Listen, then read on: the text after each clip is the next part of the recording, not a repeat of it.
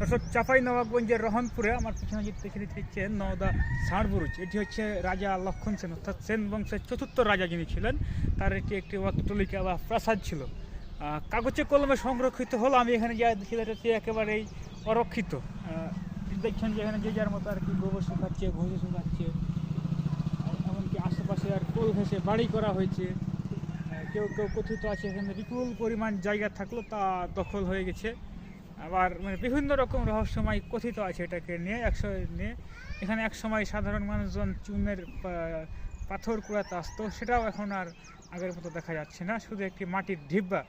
তবে ইতিহাসবিদ বা অন্য অন্য যারা দর্শনার্থী আসছে তারা যা চাচ্ছে জিনিসটাকে সংরক্ষণ করা হোক প্রত্নতত্ত্ব বিভাগ অনুযায়ী, বা এই জিনিসটা আসলে কী আছে এখানে, কী ধরনের ইতিহাস এটা নিয়ে রচিত আছে বা স্বরচিত আছে, আলোচনা সমালোচনা এসব বিষয়ে একটি বড় ধরনের বোর্ড লাগিয়ে রাখা যায়, তাহলে হয়তো সাধারণ মানুষ জানতে পারবে এখানে এসে।